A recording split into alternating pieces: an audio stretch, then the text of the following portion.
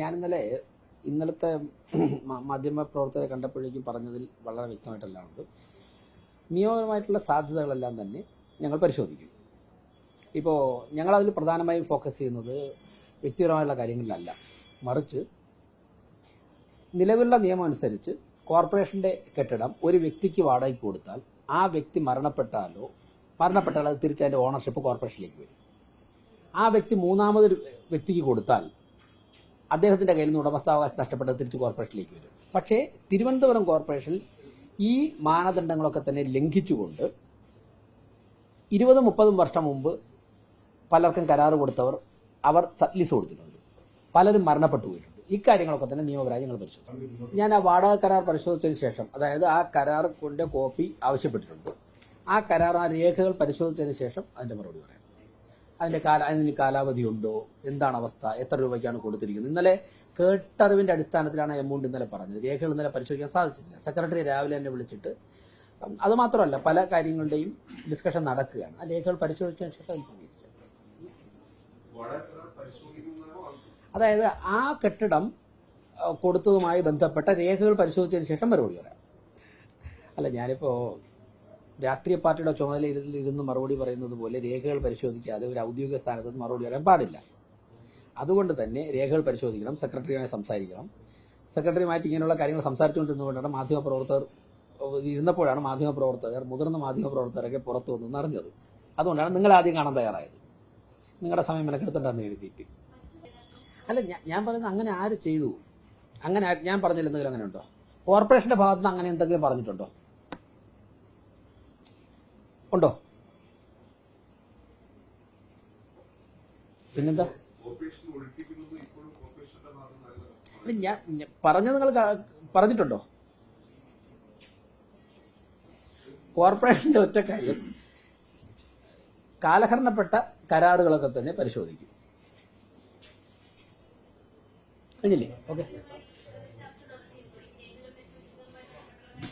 പല കാര്യങ്ങളും ഞങ്ങൾ തെരഞ്ഞെടുപ്പ് സമയത്ത് ജനങ്ങൾക്ക് കൊടുത്ത വാഗ്ദാനങ്ങളുമായി ബന്ധപ്പെട്ട്, ഇപ്പോൾ സെക്രട്ടറിയായിട്ട് സംസാരിച്ചാൽ കുറച്ച് തെരുവ് നായ്ക്കളുടെ ഷെൽട്ടറിൽ അടയ്ക്കുന്ന വിഷയമാണ്. വേസ്റ്റ് മാനേജ്മെന്റിന്റെ കാര്യം സംസാരിച്ചിട്ടുണ്ട്. അതുപോലെ തന്നെ ഇപ്പോൾ ഹൈക്കോടതിയിലെ സ്റ്റാൻഡിംഗ് കൗൺസിൽ രാവിലെ കാണാൻ വന്നിരുന്നു. സ്റ്റാൻഡിംഗ് കൗൺസിലായിട്ട് സംസാരിച്ചിട്ട് കോടതിയിൽ നിലവിലുള്ള, ലോവർ കോർട്ടിലും ഹൈക്കോർട്ടിലും നിലവിലുള്ള കേസുകളുടെ അവസ്ഥ നമ്മുടെ ലീഗൽ ഓഫീസറെ വിളിച്ചിരുന്നു. അവരും സ്റ്റാൻഡിംഗ് കൗൺസിൽ സെക്രട്ടറിയായിട്ട് ഇരുന്നിരുന്നു. കേസുകളുടെ അവസ്ഥ റിപ്പോർട്ട് ചെയ്യാൻ പറഞ്ഞിട്ടുണ്ട്. ഇനി നേരത്തെ ഇന്നലെ പറഞ്ഞതുപോലെ തന്നെ ഈ നമ്മുടെ ഇലക്ട്രിക് ബസ്സുകളുടെ അതിന്റെ പൊസിഷൻ ആവശ്യപ്പെടുന്നുണ്ട്. ഇങ്ങനെ രാവിലെ മുതൽ 9 മുതൽ തന്നെ ഡിസ്കഷൻ നടന്നുകൊണ്ടിരിക്കുകയാണ്.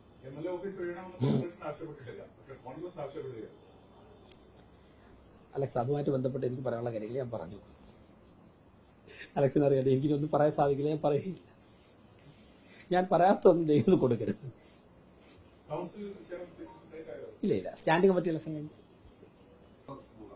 അല്ല, എനിക്ക് പറയാനുള്ളത്, കേരളത്തിൽ മുഴുവനും, പ്രത്യേകിച്ചും LDF ഭരിച്ചിരുന്നപ്പോഴേക്കും ഇതുപോലെ കോർപ്പറേഷന്റെയും പഞ്ചായത്തിന്റെയും മുനിസിപ്പാലിറ്റിയിലും ഒക്കെ തന്നെ നിരവധി ഓഫീസുകൾ കേരളത്തിലെ പല തദ്ദേശ സ്വയംഭരണ സ്ഥാപനങ്ങളിലും സ്വകാര്യ വ്യക്തികൾക്ക് അനധികൃതമായി കൊടുത്തിട്ടുണ്ട്, കൈവശം വെച്ചിട്ടുണ്ട് എന്നുള്ള വിവരങ്ങളുണ്ട് ഞങ്ങൾക്ക്.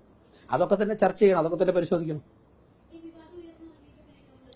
അല്ല, അത് ആവശ്യമാണ്. കാരണം ഞാൻ പൂജപ്പുര വാർഡിന്റെ കൗൺസിലറായിരുന്നു. നിങ്ങളിപ്പോൾ പൂജപ്പുര പോയി നോക്കിയാൽ അറിയാം, ഒരു 2 ടേബിൾ ഇട്ട് 2 ചെയർ ഇട്ട് കഴിഞ്ഞാൽ ആ ഓഫീസിൽ പിന്നെ ഒരാളിന് കയറാൻ പോലും പറ്റില്ല.